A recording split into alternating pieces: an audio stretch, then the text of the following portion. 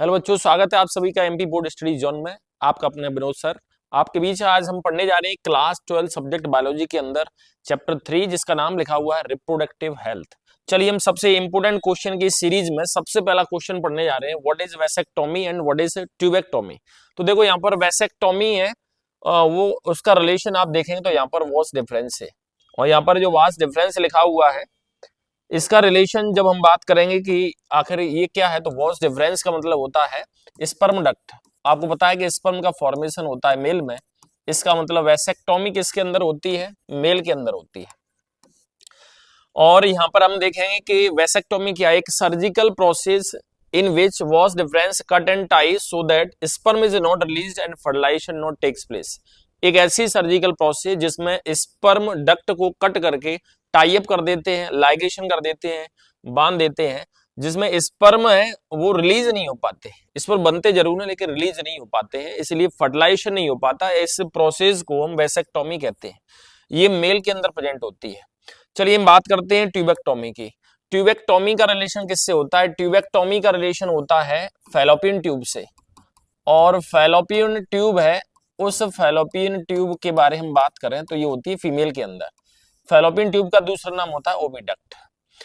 A surgical removal of segment of oviduct और fallopian tube, किसी भी फैलोपियन ट्यूब है या फिर ओविडक्ट जिसे आप कहते हैं, उसको कहीं पर टाई अप कट करते हैं और उसके बाद उसको देन लाइगेशन करते हैं, और उसके साथ में ये ट्यूबेक्टोमी प्रोसेस है वो केवल किस में चलती है? फीमेल के अंदर।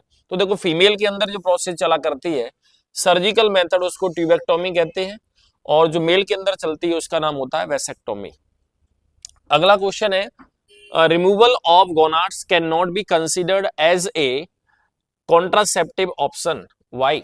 एनसीईआरटी का सबसे बेहतरीन क्वेश्चन है। पूछा है कि गोनाड्स का मतलब होता है मेल के अंदर टेस्टिस कहलाते हैं, और फीमेल के अंदर जो गोनाड्स होते हैं वो ओवरी कहलाते हैं। यहाँ पर टेस्टिस है, उससे स्पर्म का फॉर्मेशन होता है, और ओवरी है, वहां से ओवम का फॉर्मेशन होता है। यहाँ पर हम बात करें कि गोनाड्स को यदि रिमूव कर दिया जाए, बॉडी से हटा दिया जाए, यानी मेल से टेस्टिस को हटा दें और फीमेल से ओवरी को हटा दें, तो क्या ये कॉन्ट्रासेप्टिव ऑप्शन है? तो सबसे पहले कॉन्ट्रासेप्टिव मेथड वे मेथड होती है जिसमें मेल गैमीट का फीमेल गैमीट से फर्टिलाइजेशन को रोका जाता है। अब आपने यदि ये गोनाड्स को ही हटा दिया तो इट मीन्स ये हुआ कि न तो यहाँ मेल में स्पर्म का फॉर्मेशन होगा, ना ये फीमेल के अंदर ओवम का फॉर्मेशन होगा। इसका मतलब ये हुआ कि टोटली देखा जाए तो उसके अंदर इनफर्टिलिटी आ जाती है, इसीलिए कॉन्ट्रासेप्टिव ऑप्शन नहीं है। देखिए लिखा हुआ है, removal of gonads can not be considered as a contraceptive method because contraception is used to prevent any chance of fertilisation. Contraceptive method का यूज हम करते हैं कि फर्टिलाइजेशन का कोई भी चांस होता है उसको रोकने के लिए, फर्टिलाइजेशन को रोकने के लिए करते हैं, and not make a person infertile. किसी पर्सन को इनफर्टाइल नहीं बनाया जाता है, और यदि गोनाड्स को रिमूव कर दें तो इनफर्टिलिटी आती है, इसका मतलब रिप्रोडक्शन कैपेबिलिटी खत्म हो जाती है। देखिए यहाँ अगला क्वेश्चन है, what is a test tube baby. बहुत ही बेहतरीन क्वेश्चन है, 2018, 19 और 21 के अंदर आया हुआ है। टेस्ट ट्यूब बेबी क्या है? A child produced from egg that was fertilised outside of female. जब किसी चाइल्ड का जन्म होता है किसी एग के द्वारा, लेकिन फर्टिलाइजेशन होता है वो हमेशा कैसा होगा? Outside of the female body, female body के बाहर। मतलब होता है कि in vitro fertilisation, female body के बाहर। इसका मतलब ये हुआ कि बॉडी के बाहर है, इसका मतलब टेस्ट ट्यूब के अंदर होगा इन विट्रो फर्टिलाइजेशन, इसको कहते हैं इन विट्रो फर्टिलाइजेशन। तो यहाँ पर इन विट्रो फर्टिलाइजेशन जब कराया जाता है तब उस एग से जो जायगोट बनता है उसको then put back into the female uterus, वापस फीमेल यूटेरस के अंदर उसको इंजेक्ट कर दिया जाता है टू कंप्लीट द डेवलपमेंट। और फर्दर डेवलपमेंट का को कंप्लीट करने के लिए जब इस प्रोसेस को फॉलो किया जाता है तो यही प्रोसेस टेस्ट ट्यूब बेबी कहलाती है। चलिए नेक्स्ट क्वेश्चन है, what is ZIFT and what is GIFT. देखिए दोनों क्वेश्चन 2021 के अंदर आए हुए। जिप्ट है उसकी फुल फॉर्म हुआ करती है जायगोट इंट्राफैलोपियन ट्रांसफर, जायगोट इंट्राफैलोपियन ट्रांसफर, ये जिप्ट कहलाता है। और जब हम गिफ्ट की बात करेंगे तो फुल फॉर्म होती है गैमीट इंट्राफैलोपियन ट्रांसफर। तो देखो यहाँ लिखा हुआ है, जैसे फुल फॉर्म लिखी है उसी से पता चल रहा है कि फैलोपियन ट्यूब के अंदर जायगोट को ट्रांसफर किया जाएगा। It is an modified version of in vitro fertilisation. In vitro fertilisation का एक नया तरीका है। In Egypt an version egg is separated from a woman. किसी भी वुमन से अनफर्टिलाइज्ड एग को, जिस एग के साथ में स्पर्म का फ्यूजन नहीं हुआ है, उसको सेपरेट करते हैं। कंबाइंड विद स्पर्म, उसको स्पर्म के साथ कंबाइंड कराते हैं outside the body, that means laboratory के अंदर। लैब के अंदर जब ओवम को स्पर्म के साथ फ्यूज कराते हैं, नाउ देन फर्टिलाइज्ड एग, अब इस फर्टिलाइज्ड एग को transfer into the fallopian tube with in 24 hours. 24 घंटे के अंदर उसको फैलोपियन ट्यूब के अंदर ट्रांसफर करा देते हैं फॉर फर्दर डेवलपमेंट, आगे डेवलपमेंट के लिए। इसी प्रोसेस को हम जिप्ट कहते हैं। तो इसमें आपने जायगोट को ट्रांसफर कराया है, इसीलिए इसको जिप्ट कहा गया है। ठीक इसी तरह से एक प्रोसेस है जिसका नाम होता है गिफ्ट। गिफ्ट का मीन्स होता है गैमीट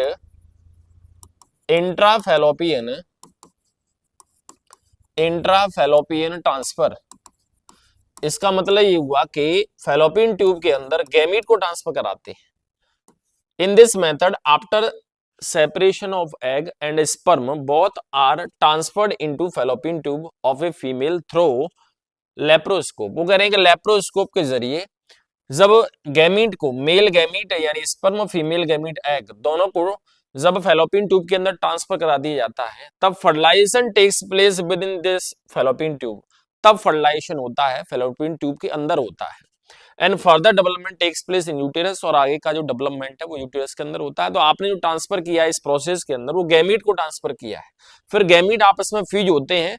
इसका मतलब ये हुआ कि प्रोसेस को हम कहेंगे गैमीट इंट्रा फैलोपियन ट्रांसफर। चलिए नेक्स्ट क्वेश्चन की बात करते हैं। Right the short note on MTP. In what circumstances MTP is advised. MTP क्या है और आखिर एमटीपी की एडवाइस कब दी जाती है? तो देखो यहाँ पर एक क्वेश्चन आया हुआ है 2020 के अंदर, बहुत ही बेहतरीन क्वेश्चन है। मैं आपको बता दूं कि मैंने इस सीरीज के अंदर वेरी वेरी इंपोर्टेंट क्वेश्चंस को लिया है, और ये सिलेक्टेड क्वेश्चन है जो पिछले साल पूछे गए हैं और इनके आने की पॉसिबिलिटी बहुत ज्यादा है। इसी में से एक क्वेश्चन है कि एमटीपी का मीन्स क्या है। तो देखिए यहाँ पर शॉर्ट फॉर्म है एमटीपी, उसकी full form medical termination of pregnancy. Medical termination of pregnancy को ही हम शॉर्ट में एमटीपी कहते हैं। It involves the legal abortion. देखो ये कानूनी तौर से abortion of undesired conception. MTP is legally permitted up to 20 weeks of the gestation period. वो कह रहे हैं कि गेस्टेशन पीरियड मतलब होता है गर्भधारण काल। दैट मीन्स है कि जायगोट के फॉर्मेशन से लेकर जब कंप्लीट मैच्योर कंप्लीट चाइल्ड का डेवलपमेंट होगा, तब तक का जो पीरियड होता है वो गेस्टेशन पीरियड है। ह्यूमन के अंदर गेस्टेशन पीरियड 9 मंथ माना जाता है। आप यहाँ देखेंगे तो यहाँ पर लिखा हुआ है कि यदि अनडिजायर्ड कंसेप्शन है, अनडिजायर्ड कंसेप्शन है मतलब अनचाही प्रेगनेंसी है, तब उस कंडीशन में एबॉर्शन करा सकते हैं, ये कानूनी तौर से है। और इट इज इलीगल, लेकिन इसको इलीगल कब माना जाता है? To perform MTP after determining the sex of the child. यदि आपने ये डिटरमाइन करने के लिए यूज किया है कि ये लड़का हुआ कि लड़की, सेक्स डिटरमिनेशन में यूज किया है, तो इलीगल माना जाता है, तब ये एमटीपी है, कंसीडर नहीं की जाती। As the government of India has banned sex determination, क्योंकि भारत सरकार ने पूरी तरह से सेक्स डिटरमिनेशन को बैन कर दिया है। अब आखिर कब एडवाइस दी जाएगी? तो देखो यहाँ पर इंड्यूस्ड एबॉर्शन और MTP is advised in the following condition. कौन सी कंडीशन में इसको एडवाइस किया जाता है, एमटीपी को एडवाइस किया जाता है? इफ प्रेगनेंसी इज हार्मफुल और फेटल फॉर मदर और फीटस। यदि प्रेगनेंसी के दौरान यदि मदर और फीटस है, उनमें से किसी एक के लिए या फिर दोनों के लिए फेटल है, दैट मीन्स घातक है, उन दोनों में से किसी एक की डेथ भी हो सकती है और दोनों की डेथ भी हो सकती है। इस कंडीशन में ये लीगली तौर से एमटीपी को एडवाइस किया जाता है। सेकेंड है to get rid unwanted pregnancy caused by the rape. ये अनवांटेड प्रेगनेंसी है किसी वजह से, तो उस कंडीशन में भी लीगल एबॉर्शन यानी एमटीपी की सलाह दी जाती है। To avoid the pregnancy either due to failure of the contraceptive used. वो कह रहे हैं कि कॉन्ट्रासेप्शन जो आपने यूज किया है, जैसे आपने वैसेक्टोमी या ट्यूबेक्टोमी कराई है, यदि वो फेल हो गई है किसी न किसी वजह से, तब अनचाही प्रेगनेंसी हो गई है, उसको अवॉइड करने के लिए भी आप एमटीपी को यूज कर सकते हैं। लेकिन एमटीपी कभी भी सेक्स डिटर्मिनेशन में यूज नहीं की जानी चाहिए, भारत सरकार के द्वारा पूरी तरह से बैन कर दी गई है। चलिए नेक्स्ट क्वेश्चन है, what is test tube baby. ये मैंने आपको पहले बता दिया था कि टेस्ट ट्यूब बेबी क्या होता है। यहाँ पर टेक्निक की बात करेंगे। 2019 और 2022 के अंदर देखा जाए तो ये क्वेश्चन पूछा गया, बहुत ही बेहतरीन क्वेश्चन, आने के चांस बहुत ज्यादा है इस क्वेश्चन के।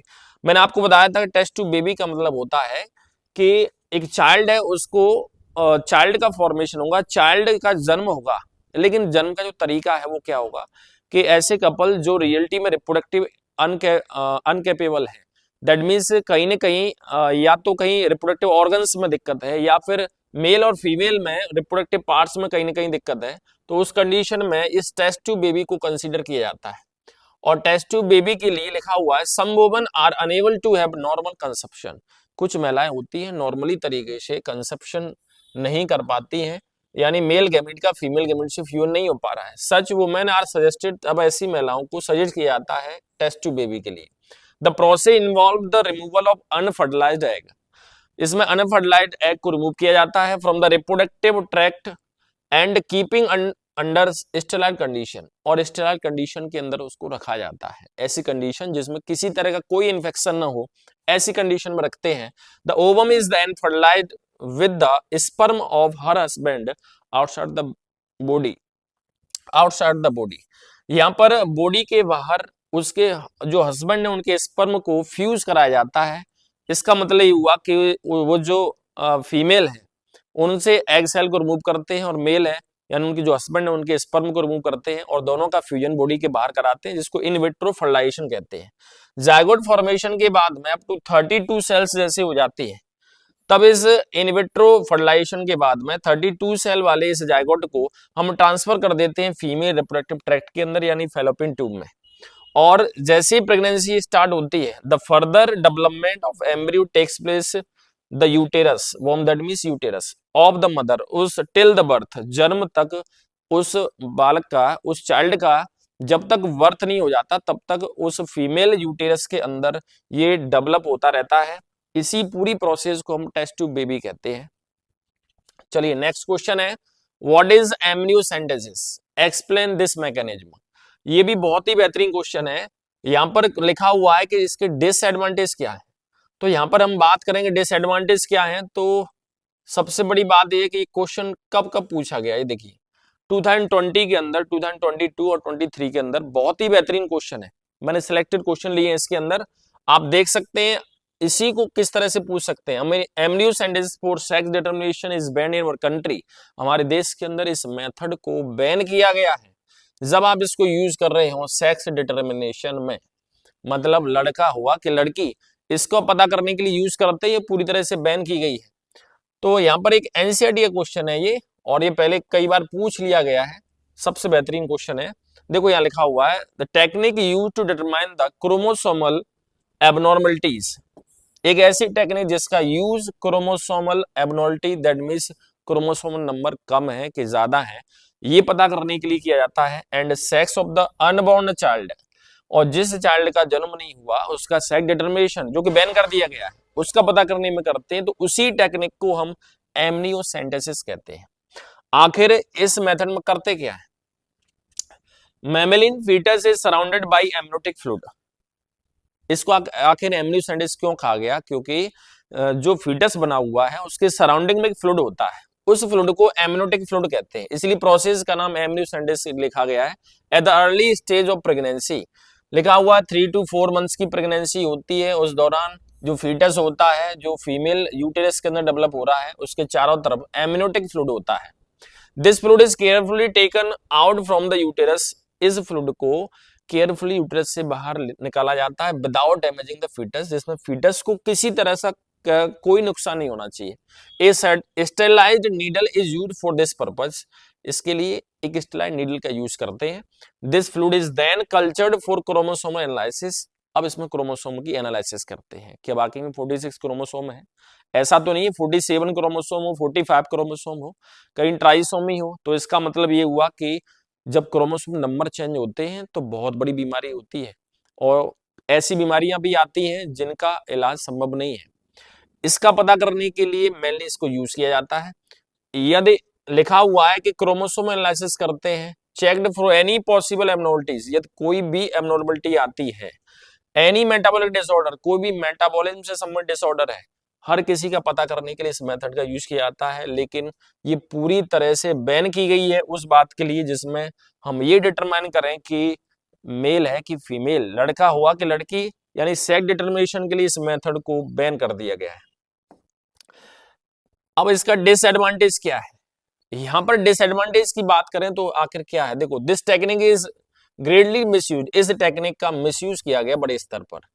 People use this to find the sex of the child, लोगों ने क्या किया कि ये पता करने के लिए इस टेक्निक को यूज किया कि चाइल्ड है उसका आखिर वो मेल होगा कि फीमेल, लड़का हुआ कि लड़की। यदि फीमेल चाइल्ड है, दे अंडरटेक एबॉर्शन, तब वो एबॉर्शन करवा लेते हैं, even if the child is normal, जबकि चाइल्ड तो नॉर्मल है, किसी तरह की कोई दिक्कत नहीं है, ना तो उस मदर को कोई दिक्कत है ना चाइल्ड को दिक्कत है, फिर भी मदर को दिक्कत नहीं है, फीटस को दिक्कत नहीं है, लेकिन फीमेल फीटस है तो इसका मतलब वो क्या कराते हैं, एबॉर्शन करा देते हैं। It is a cold blooded murder, इसको कहते हैं, ये कोल्ड ब्लडेड मर्डर है उस इनोसेंट चाइल्ड का जिसका कोई किसी तरह से कोई दोष नहीं है, उसकी डेथ होती है इसके अंदर। इसी लिखा हुआ है, so there this method for sex determination is banned in our country, इसलिए सेक्स डिटरमिनेशन के लिए इस मेथड को पूरी तरह से हमारे भारतवर्ष के अंदर बैन कर दिया गया है। चलिए अगली बात करते हैं हम, बहुत ही बेहतरीन क्वेश्चन जो 4 नंबर में पूछा जाता है, 4 मार्क्स का क्वेश्चन है। लिखा हुआ है कि आप एड्स के बारे में लिखिए, उसके सिम्टम बताएं, कॉज बताएं, ट्रीटमेंट क्या पॉसिबल है कि नहीं ये भी बताएं। तो देखो लिखा हुआ नेम ऑफ पैथोजन बताएं एड्स का। तो सबसे पहले एड्स की फुल फॉर्म देख लें, ये लिखी हुई है ads acquired immuno deficiency syndrome. देखो जब आप एड्स की फुल फॉर्म की बात करते हैं तो यहाँ पर इसके नाम से पता चल जाता है कि आखिर है क्या ये। देखिए लिखा हुआ है एक्वायर्ड, दैट मीन्स है कि बर्थ के बाद, आफ्टर बर्थ, बर्थ के बाद में आपने अपनी पूरी लाइफ के अंदर जितनी भी एज है आपकी, उसमें आपने कितने इम्यूनिटी आपने गेन की है, वो इम्यूनिटी कहलाती है एक्वायर्ड इम्यूनिटी। उसी एक्वायर्ड इम्यूनिटी में क्या आती है, डेफिशिएंसी, उसी में कमी आती है जिसकी वजह से डिसीज नहीं, ग्रुप ऑफ द डिसीज होती है, ढेर सारी बीमारियां हो जाती हैं जिनकी वजह से उसकी डेथ होती है पर्सन की। इस बीमारी को हम कहते हैं एक्वायर्ड इम्यूनो डेफिशिएंसी सिंड्रोम। जिस वायरस के द्वारा होती है, सबसे पहले वायरल डिसीज है, बैक्टीरियल नहीं है, जिस वायरस से होती है उसको HIV कहते हैं। और ये सबसे इंपोर्टेंट मैं आपको बता दूं कि इसमें एक क्वेश्चन पूछा जाता है, write down the full form of HIV। तो जब HIV की फुल फॉर्म की बात करते हैं तो हम डायरेक्ट लिख देते हैं ह्यूमन इम्यूनो वायरस, जो गलत है। यहाँ पर आप देखेंगे human immuno deficiency virus, immuno के बाद में डेफिशिएंसी दिया हुआ है, ये आपको ध्यान रखना है। ह्यूमन इम्यूनो डेफिशिएंसी वायरस एक ऐसा वायरस जो ह्यूमन के अंदर इम्यूनिटी को कमजोर कर देता है, वो HIV कहलाता है। इस HIV के बाद में एक ऑब्जेक्टिव क्वेश्चन पूछा जाता है कि इनमें आपके किस टाइप की सेल्स हैं जिसकी डेथ होती है, वो सेल होती है helper T cells. Helper T cells पर अटैक करते हैं जी, और हेल्पर टी सेल जैसे अटैक इस पर अटैक करते हैं तो इम्यूनिटी है वो डाउन हो जाती है, तो ये बीमारी है। अब इस सिम्टम्स की बात करें तो देखो लिम्फ नोड्स होती हैं, उसमें स्वेलिंग हो जाती है, फीवर आता ही है, नाइट स्वीटनिंग होती है, वेट लॉस होता ही है, इंडाइजेशन होता है, इम्यूनिटी डाउन होती है, इसमें सबसे इंपोर्टेंट इम्यूनिटी इसके अंदर डाउन हो जाती है। अब हम बात करें कि आखिर ट्रांसमिशन कैसे होगा, ये फैलती कैसे, तो सबसे पहले सेक्सुअल कांटेक्ट से फैलती है। दूसरा, जो HIV इन्फेक्टेड पर्सन है जिसको एड्स है, उसका यदि ब्लड है किसी दूसरे हेल्दी पर्सन को यदि ट्रांसफ्यूज कर दिया जाए या डोनेट कर दिया जाए तो ब्लड ट्रांसफ्यूजन से भी हो जाती है। अगला है कॉन्टामिनेटेड इंजेक्शन निडल, मतलब है कि उस इन्फेक्टेड पर्सन की निडल को ही आपने किसी हेल्दी पर्सन में यूज किया तब भी हो जाती है। इन्फेक्टेड मदर, मदर को यदि HIV है तो समझ जाइए कि ड्यूरिंग द प्रेगनेंसी और ड्यूरिंग द बर्थ उस चाइल्ड को भी होता है। प्रिवेंशन एंड ट्रीटमेंट कैसे करें, याद रखिए prevention is the only cure of these disease, ये बीमारी ऐसी है जिसका इलाज नहीं है, लेकिन आप शुरुआत में प्रयास कर सकते हैं, इन सबसे बचा जा सकता है। तो यहाँ पर देखा जाए तो लिखा हुआ the successful treatment for complete cure of this disease has not yet being developed, इसका मतलब इस बीमारी का अभी तक है पूर्णतः इलाज नहीं पॉसिबल है, इलाज पॉसिबल नहीं है। लिखा हुआ है कुछ दवाइयों का यूज करते हैं जिसमें लिखा हुआ है कि एक इंजेक्शन आता है TIS के नाम से, AZT एजिडोथाइमडीन के नाम से एक कंपाउंड आता है, दवाई आती है, उसका भी यूज करते हैं।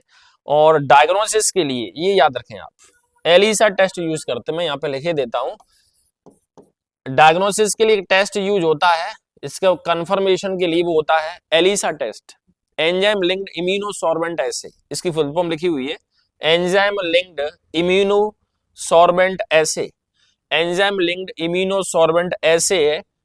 यहां पर एलिसा टेस्ट है, ये सबसे इंपोर्टेंट है, पूछा जाता है कि डायग्नोसिस के लिए कौन सा टेस्ट यूज किया जाता है। बहुत ही बेहतरीन क्वेश्चन है, इसके ढेर सारे ऑब्जेक्टिव मैंने आपको बताए हैं। थैंक यू आप सभी को जो आपने इस तरह से पढ़ा, और मैं आपको बता दूं कि वेरी वेरी इंपोर्टेंट क्वेश्चन की सीरीज जो चल रही है इसमें आप लगातार जुड़े रहिए। इसके बाद में अगले चैप्टर के लिए आपको फिर मिलूंगा, तब तक के लिए गुड बाय, टेक केयर।